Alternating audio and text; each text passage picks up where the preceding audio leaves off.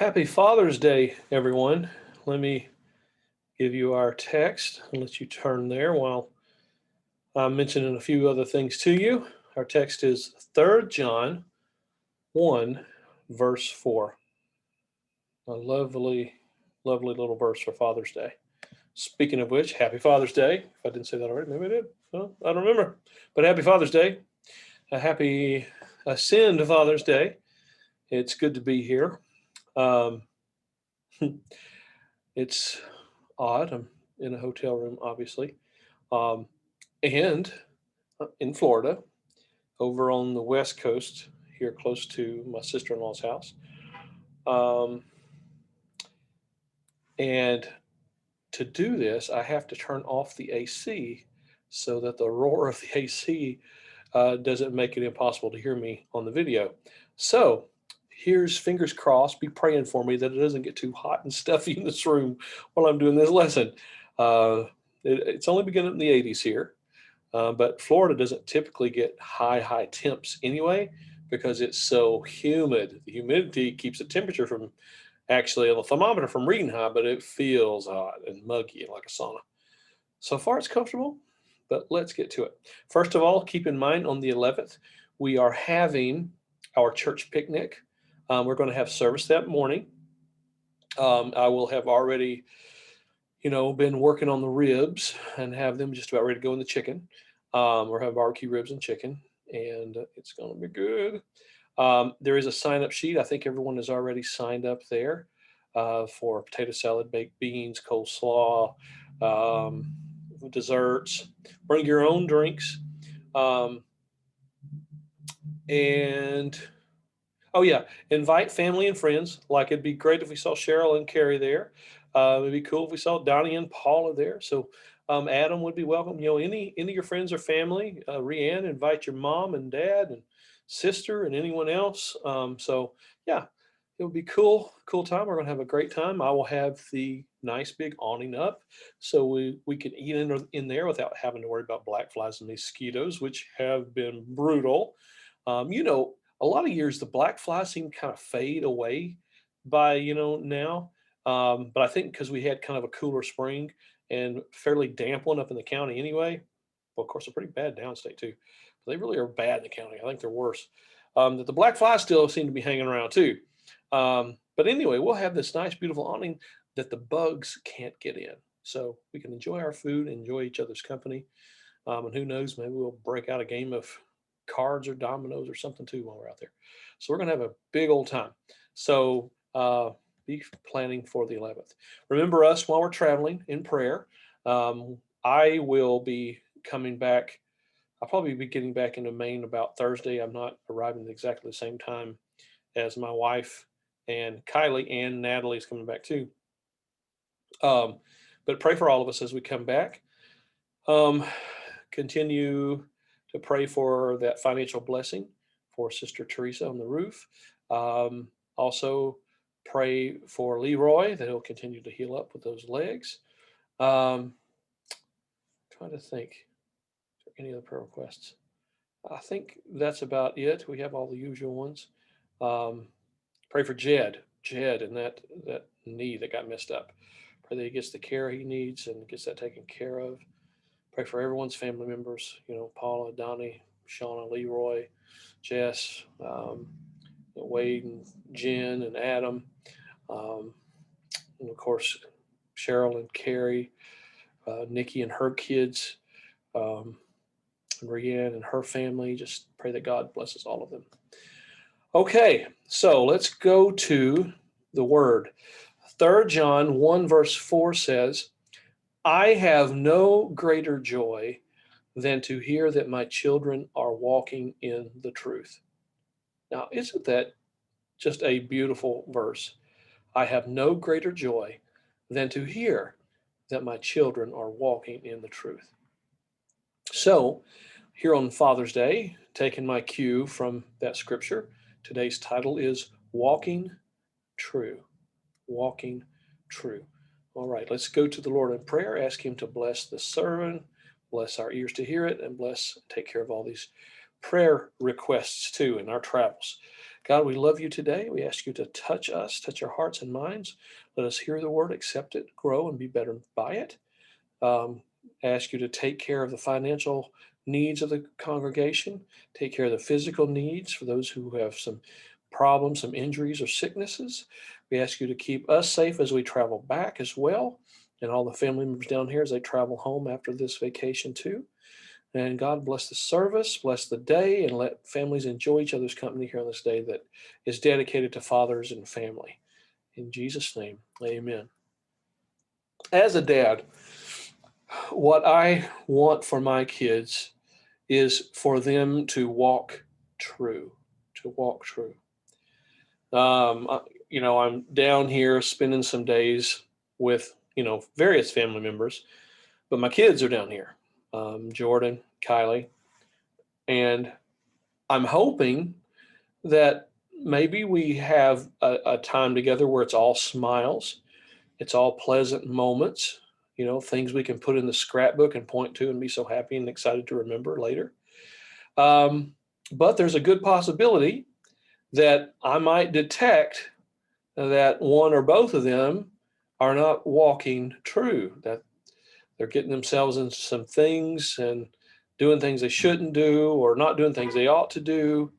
Now, if and when I detect those, because I'm dad, I'm going to talk with them about it. I have to gauge, if how to do it. I have to gauge the best way to do it, whether or not they're going to hear me if I do it. There's all these things. It's not just straightforward. You detect something, you immediately address it and talk about it. You got to do it with wisdom, but you got to do it. At their age, especially, on the cusp of adulthood here, I can't do a whole lot except talk and let them know what I believe they're doing wrong, where they're going wrong, and how I'm afraid it's going to hurt them, and what's going to affect, and how it's going to affect others. It's all I can do is really talk about it. But as dad, I don't think I'm ever really relinquished from the duty to be a clear guide and to be a voice of reason and a voice of counsel in my children's lives, even when they're adults and I am too. Now, as adults, that means I also have to be willing to listen to them, and they're not little kids anymore that I can just, you know, be, overpower them with my voice and expect them to just, shut their mouths and listen. It's generally not a good idea when kids are at any age, but sometimes when they're little, they just, you have to be a little firm because they'll just, keep on, rah, but as adults, I definitely can't do that anymore. But I still need to make sure I'm clear, make sure what I feel is right and best for them, so that they hear it, because I want them to walk true. Why does it matter? Why does it matter whether or not our children and us, for that matter, why does it matter that we grow up and walk true? And what do I mean by walking true? Well, I think I can capture that in the concept of what I call the painful gap. The painful gap. The painful gap is the gap between what you believe is real and true and what really is real and true. If you have someone who doesn't deal in truth and they frequently are fudging the line on things and frequently spinning things and rationalizing things, they don't even have a good concept of where the gap is between, that there is a gap, that it always seems like the truth is negotiable and something you can bend and expand and shrink according to your own situation. And they don't, the truth is malleable in people's minds that are like that. But that's not true. There is a reality, no matter how malleable a person may feel reality is, there is a reality that is just the way it is. It isn't malleable at all. And what happens is people have a certain belief or notion of how things are, but then there's actually the way things are. And the distance between there, I call the painful gap. That's the place where most of the pain in life comes from. For some people, it's really wide. And therefore they experience lots and lots of pain in their life, lots of disappointment, lots of frustration, lots of anger, lots of disappointment. Why? Because the gap is so big. It's what they believe, and man, life just doesn't line up with that. Other people, the gap is really small, and so they tend to run into frustration, and they tend to come up short. They tend to be angry, and they tend to experience less of that because they're working closer to the boundaries of true reality, and therefore their expectations aren't unreal. Their plans and their goals have taken the majority of what is true into consideration. So less things pop out of the blue and happen to their plans. Their painful gap is smaller. So where does this gap come from? Well, there's lots of places that the gap comes from where we inherit this dichotomy between what we think is real and what is actually real. And a lot of the things that we inherit that create the painful gap, whether it's big or small, well, we inherit those things. We borrow them from our parents. We borrow ideas and assumptions from our family members outside of our parents. We borrow our ideas and assumptions from the people we're friends with, that we go to school with, both students and teachers. We borrow false ideas and assumptions from just the society around us, from listening to people talk on the radio and on television and ads and reading. False assumptions and ideas, we get them even from church sometimes, right? Um, so that's one place that the painful gap is inserted into our lives. Another source of the painful gap um, are rose-colored desires, those things that we really want.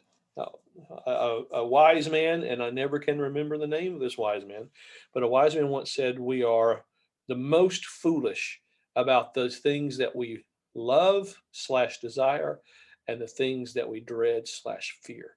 So things we want and the things we're scared of, we are the most unrealistic about those things. And the first, so the last two categories of where we get the painful gap, I've mentioned rose-colored desires, the things we want.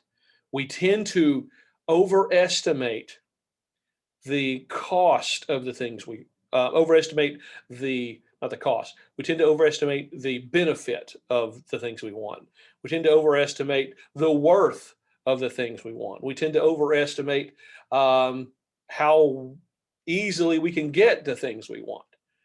We tend to underestimate how much it will cost us for the things we want. We tend to underestimate just how good the thing we want really is, what it's actually worth, what good it will really do.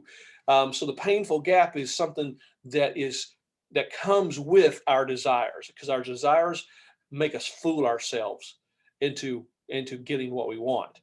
So we rationalize in favor of the getting the thing rather than keeping a very careful tally of what's real and what isn't.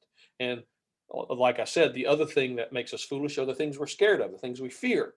Because, rose-colored desires, we look through rose-colored glasses. Well, with fear, we look through darkened, overly blackened glasses where we can't see clearly either.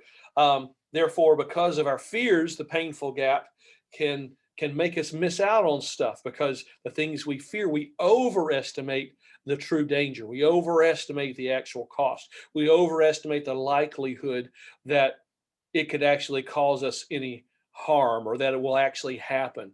And therefore, whole areas we stay away from because we fear something that in fact may not even be there. Another example of a painful gap. A lot of the pain we experience because of fear and the painful gap is the fear of missing out. Um, this house where we are, um, I'm not in it tonight, but the rest of them are staying over at Joanne's house. Um, uh, they don't stand it year round. They come mostly during the summers. It's in a little, park, for retirees. Only older people can live here, and of course, Joanne and Doug, they have the grandbabies, so they can't live here, and um, so they just come for vacation and stuff.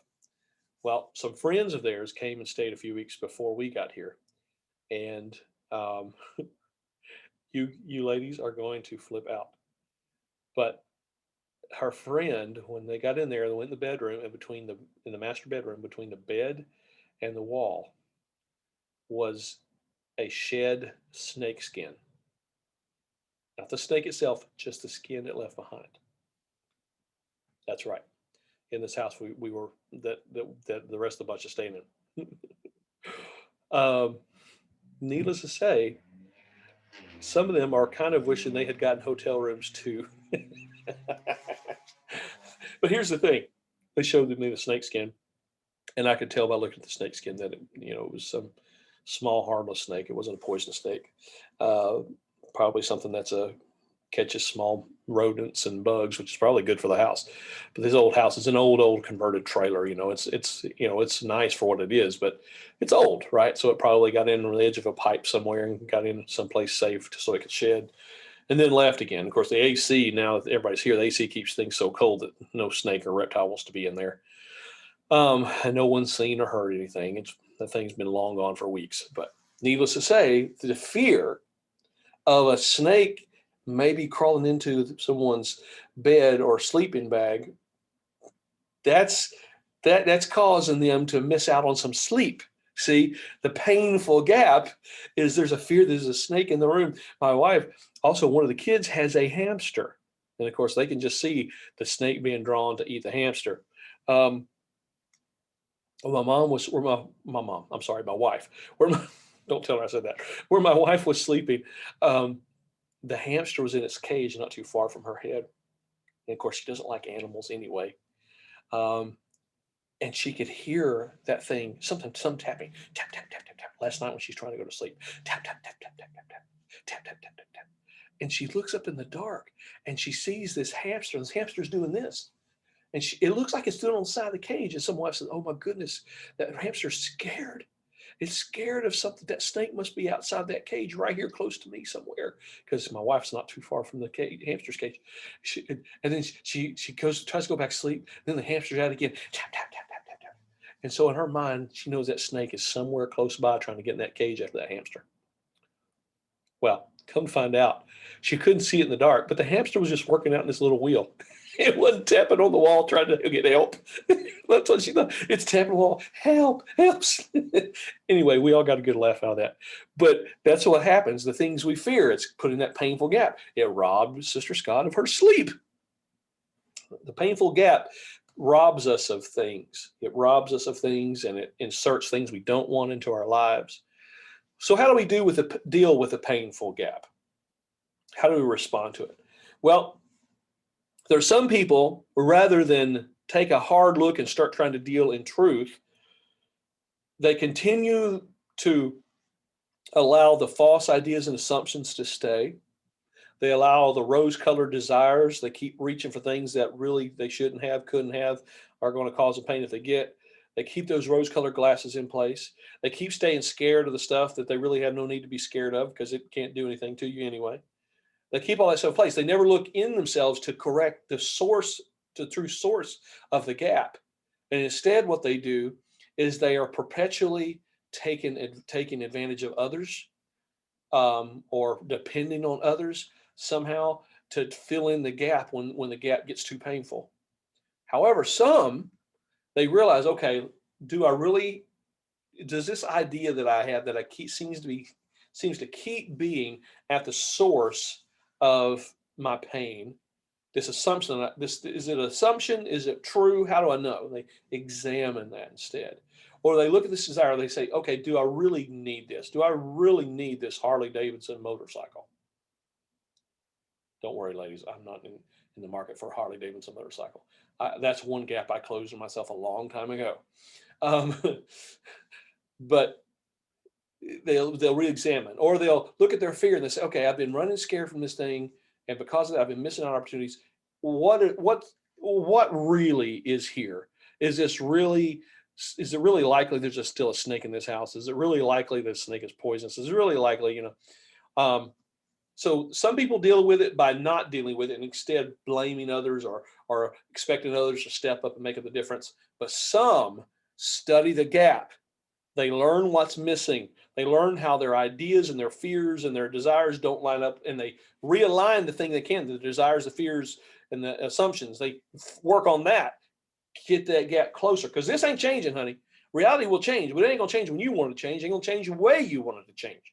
It's just going to change the way it's going to change. You have almost no say on reality, but you got all kinds of say on this.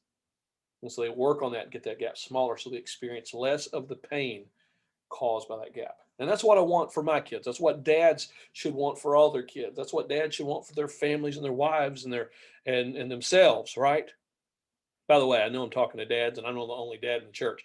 But this is good stuff for anybody. You know, we should all want to walk true, walk according to truth, walk in reality, and quit thinking you can step on clouds and they'll keep you up, right? So how do we do that? How do we as dads get our kids to walk true? How do we get ourselves to walk true? Um, how do we as moms or parents or sisters or brothers, what are the things that we try to do? Well, Ephesians 6:4 refers to bringing up children in the nurture and admonition of the Lord. Now think about that, nurture. That doesn't sound, that's a mom word, right? Isn't that what we think? Nurture. That's something moms do. Dads don't have to worry with that. Dads just got to be all rough and tough and work hard and set the kids straight when they need it. But nurturing, that's the mom's job. Not according to Paul in Ephesians. Paul's talking to dads. He didn't say, and you fathers and mothers. He says, you fathers. Don't provoke your children to wrath and bring them up in the nurture and admonition of the Lord. We don't think of those things as being dad type jobs. It's hard for us dads to nurture because our society has labeled nurturing as feminine, a mom thing. It's soft, it's affectionate, it's gentle, it's often equated because of those things with weakness. And us macho men, we don't want to be a part of that. But Paul didn't see it that way. The Bible doesn't see it that way. As dads, even, we need to take a lesson from mom's playbooks, and we need to learn how to steer away from those things that would make us be hard. We tend to steer away from the things that will make us nurture, right? We feel awkward when we engage in nurturing behavior. We feel clumsy while attempting it. We feel like it's riding the bike for the first time. And maybe for some of us, it's kind of the same thing. But you want to know something? You're a man, right? You stick to it until you get it right. That's what men are supposed to do. That's what dads are supposed to do. Do it. When we learned to ride our bikes, we didn't just quit because we fell off or we felt like we might fall off. We didn't let that fear, that painful gap, rob us of conquering that bicycle and then learn the joy of riding our bikes. No, we didn't. We stayed at it because we're not scared to keep trying at things that are hard. So men, get back up on that nurturing bike until you get it right. Be a man about it. Get it right. Be tough enough to learn how to be soft. Be as tough on yourself as you can be on your kids, and you can be on your friends, and you can be on your wives. Be tough on you. Expect a lot out of you. Get that nurturing job down. Admonition. Admonition at first may sound like, okay, this is more of a dad thing here, right? But actually, admonition is not the same thing as what we normally think of as dads doing when it comes to having to teach kids, the right way. A lot of times when dads do lessons, it's hard. But admonition isn't hard. Admonition, it's a balanced, restrained, carefully paced teaching and correction. It's not punitive. It's not punishment. It's not harsh. It's slow guidance. We dads are bad when it comes to having patience. We just are, especially with others. We want everyone to have patience with us. But man, sometimes we're not good at being patient with our kids and our families. We got to get jobs done. They're holding me up, right? Tough. Your real job is not your job. Your real job is your kids and your family anyway. Your real job is the people in your life. If you don't have that, nothing else matters. Who cares if you make a lot of money and drive a nice car if you're doing in the world all by yourself anyway, right? None of that matters. That only matters if there's people in your life. So focus on the real job. So that means you got to get good at it. You got to learn how to slow down and teach again. Repeat the lesson when it needs to be repeated. Don't expect them to get it the first time. They're not going to get it the first time. Guess who else didn't get it the first time? You didn't. And sometimes when something's brand new, you still don't. So don't get impatient just because someone else isn't getting it the first time. You don't either. I don't either, right? We got to repeat stuff. And by the way, you got to do repeating it more and more when you get older. It's even harder to learn sometimes when you get older. Your brains aren't as soft and plasticky as they are when you're little, when you're kids, right? So be patient. You were hard headed when you were a kid too. Be patient. Teach the lesson again. Do it in a gentle way, and don't make don't make the experience of teaching and learning, don't make it a displeasure for your kids. Don't make it something that they dread. Don't make it something that they hope you never have to do because it feels like punishment, because it feels like dad's going to get mad at me and he's going to snap and yell. If your kids feel that way, don't blame them. Well, if they would listen, don't expect them to listen all that well at first. It takes time. Listening is a skill that's developed too. Don't think that they're just being willful and disobedient. No, listening itself is a skill that takes. It's a lifelong work of being good at listening, because we're not naturally good at it. We may get good at it, and then we don't work on it for a while, and we get bad at it again. So don't get short with them. Don't make learning a painful process. Well, that's a really great way to set your kids up for a life of disappointment, a life of struggle, a life of failure. If they get to where they think of learning and teaching as painful experiences and they start avoiding them, that's a sure way to set them up for failure. Don't do that to them. Be okay with admonition, with admonishing, teaching again, correcting, but with gentleness and love again. And slowly but surely, you turn the ship in the sea. No ship turns on a dime. And a person and a mind is a big thing. It takes a little while to turn that ship, and that's okay. That's life. Here's some things that we should be nurturing and admonishing into existence in ourselves, in our kids, in our families, and those around us. How to work hard without viewing it as a punishment. That's a good lesson. How to work long and realize the deeper joy of a job well done. That's a good lesson. How to cultivate quality partnerships and friendships that last. Ooh, that's a good one too. How to analyze and evaluate situations and people in a fair, thoughtful way, not rush to judgment. Wow, aren't these awesome? These are good lessons. How to not only be a boss, but how to be a good team player. That's a good lesson. That's a good lesson. Well, like I said, if I find myself in a situation where I see it's needed and I've got the opportunity, I may do a little bit of this down here with my kids. And I'll try to remember to do it in a nurturing, admonishing way and not a harsh, finger pointing, voice raised, intimidating way. Right. Well, I love all of you. I miss you, but we'll be back really soon. And so next Sunday, we'll be back together again. And just keep us in your thoughts and prayers because it's hot down here. I can't believe the computer got a little low. I backed up, so I'm sorry, guys. But just keep us in your prayers, and I love you. And we will see you again soon. All right. Bye bye.